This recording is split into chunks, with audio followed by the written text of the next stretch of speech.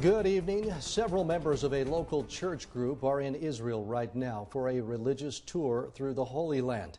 In a special report tonight, Linda Larson talked to some of them and their family members that are still here at home. Yeah, I did, Todd. And while I was there, we were able to actually get a call through to Israel and talk to some very frightened people there, as well as a local community here that's praying that they can stay out of harm's way until they can get safely home. It was in the middle of the night when we heard the sirens go off, and then we heard the explosions, and it woke a few of us up. Once the bombs had went off in Jerusalem, that's when the mood changed, and they said, we need to get you out right away. What started out as a dream vacation for a local church group has turned into their worst nightmare. The group of 13 people from Pocatello's Holy Spirit Catholic community left Wednesday for a pilgrimage to the Holy Land. My mother's health was declining, and this was her dream trip of a lifetime.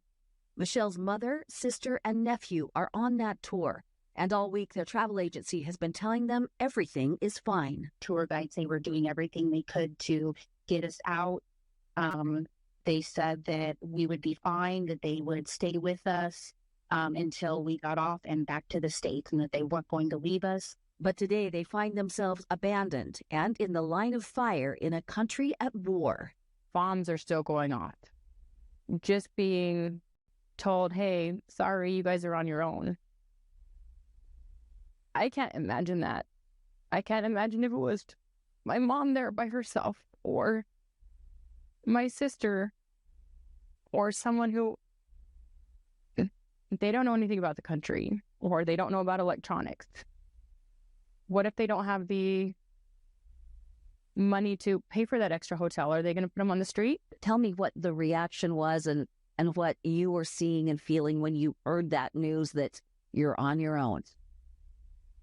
It was sheer panic. Some people kind of started to tear up. I think it was some complete shock.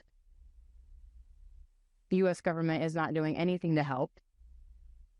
And I can't even imagine that fear. This had to be something, at least at the start of this trip, deeply spiritual for you. Walking the path that Jesus walked, experiencing some of those things.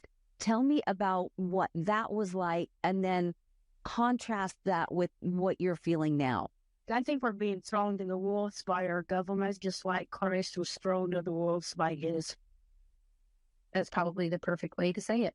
Because just like Christ trusted his people, we trusted our government for every son on it. Tell me what your fears are right now. Getting out of the country. The U.S. Embassy, they're not helping us get out. We're hearing all of the other countries, the military coming in to help, get their citizens out. And we're over here, and the U.S. hasn't done anything. It's kind of feeling like they turned our backs on us.